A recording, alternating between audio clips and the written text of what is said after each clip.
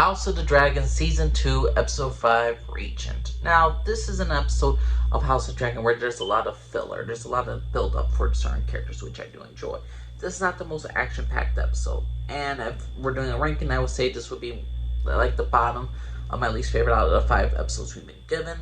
But it still was a solid episode. Nothing too crazy happened, but certain things did progress. So what happens? Let's start off with the Greens. Aegon is still alive. He's barely alive. He's barely hanging in there. His dragon is still somewhat alive, but is slowly dying. Alicent is trying to figure out what the heck happened. What part did Aemond play? She asks Criston Cole. And the thing is, though, at the end of the day, Aemond has to be the consort. He has to be the next person in charge. And he's immediately taking charge whatsoever. And the thing is, though, with him, Helaena knows that what he did to Aegon. She knows about this. She just tells him, he doesn't say anything. He just stares at the drone. The thing is, on this episode, Alicent is pissed off at everybody because she has no power. She has no control. The thing is, though, what does she expect? She expects the entire council to listen to her. A woman who is all the time, in a time of war, wants to spare everybody. She always wanted to spare Rhaenyra since season 1. In episode 9, she didn't want violence. In season 2, after her own grandson was killed by Daemon, she did not call the guards for Rhaenyra to end the war, to eliminate her. No. She will not always, as she's not going to go to war. She's not doing anything. Alicent is being a straight idiot in this entire season.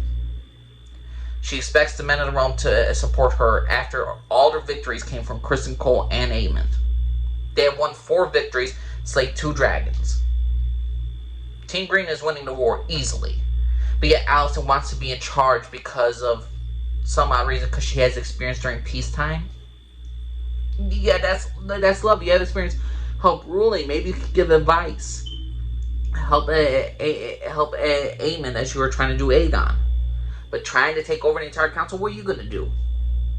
And she's mad at Criston Cole because everybody sided against her, and she's upset with him. You know, he's going through some PTSD right now about the dragon warfare, and he believes that we should have a dragon rider to rule us while we're at war against other dragons, which is completely understandable. He's also trying to tell her, hey, I spared you from this because if you're going to be in charge, you're going to make decisions to send out dragons and to burn people alive.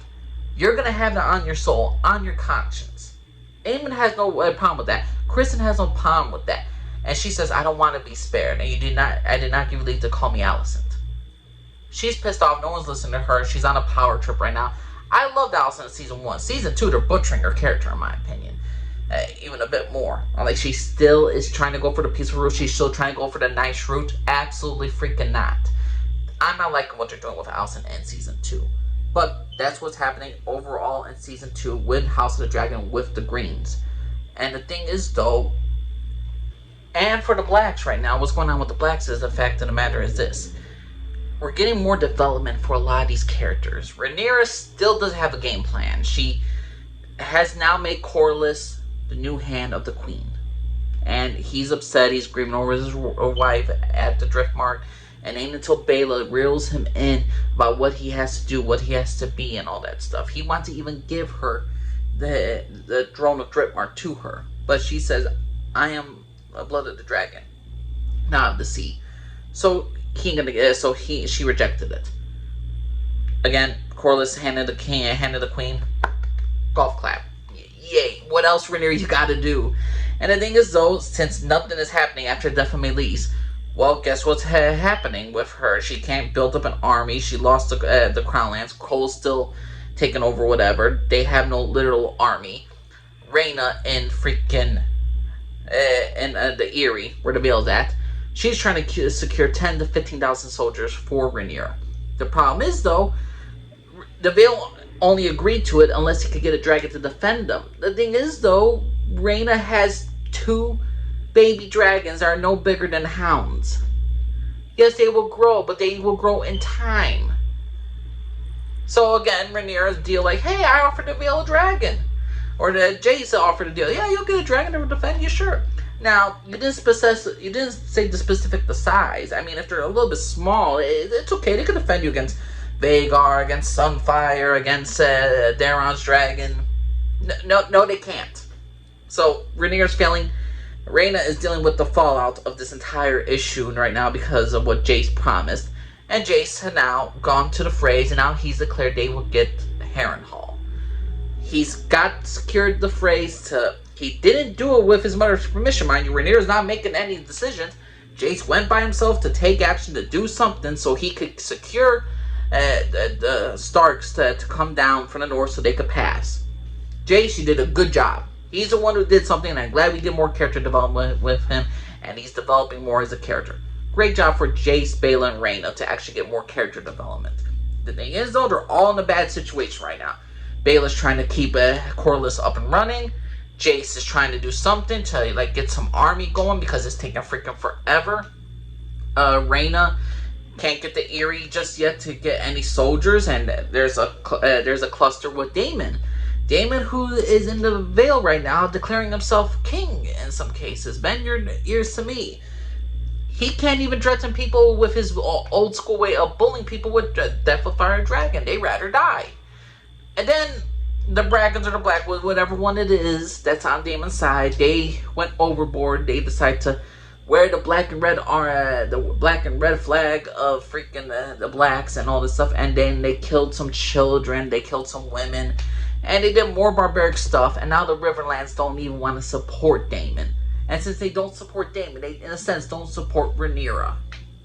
So, the Riverlands is shit. Daemon has lost all advantages. This is the great General Daemon that people were telling me about. Again, people weren't hyping this guy up for me like he's a great general. And what I saw in Season 1, I'm like, hey, I like Daemon as a character. He's a great character. He's very interesting, very unique. His relationship with his brother is utterly fantastic.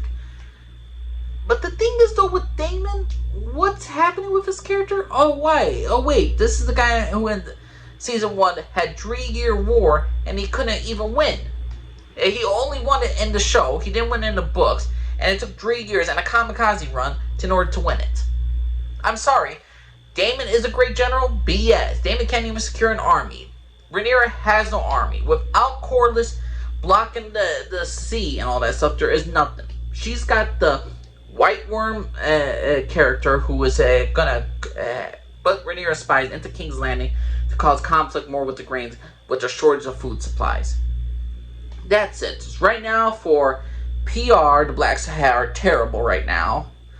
The military-wise, they are abysmal. The only thing they have going for them is that Corlys has blocked the sea for trade. If Corlys decides to leave and sail away and not to block King's Landing anymore, Rhaenyra lost. Rhaenyra loses the war automatically. Because then the people in King's Landing wouldn't be starving, they wouldn't be worried about sickness, and they wouldn't be panicking. That's the only dread that it's giving the Greens, is the small folk, how they're a little bit hungry, there's a little bit of disease around, and now Aemon's in charge and he blocked all people leaving. That's the only bad PR they have, and, parading a dead dragon around is not the best omen. Other than that, the Greens have the armies. Again, they won 4 battles, killed 2 dragons. They are winning the war. They have a clear leader right now in Aemon who is gonna command respect, who's getting stuff done, and the council will listen to him, and he will go on the offense in a time of war. While Rhaenyra is, at the end of the day, she is trying to build more strength to get more dragon seeds, to get more dragons on her side to take on Aemon and Harrenhal. Aemon and King's Landing. That's the best way, but it's gonna take time. How much time they're gonna develop into how the story's gonna write, how the Greens are gonna lose this when they could easily fly right now after Vhagar recovers. What doesn't Aemon not do to burn the fleet of King's Landing, or to burn the fleet that's blocking King's Landing, or to attack Dragonstone? Yeah, there's 3 dragons over there that are mounted. All the rest are not mounted. There's nobody else. There is Rhaenyra, Jace, and Baela. That's it. The writers are going to have to convince me as to why Aemon is not going to attack with Criston Cole against the fleet. You got to give me something more. You got to give me some more development as to why Aemon has not acted yet, and why the Greens have swooped in and took victory when all of Team Black is in complete disarray. What y'all think of episode 5 of House of the Dragon, The Regent? Think this is a good episode? Think this is a bad episode? Think it was a terrible episode? Please let me know what y'all think. Thank you, Lisa, and for everybody. Bye bye.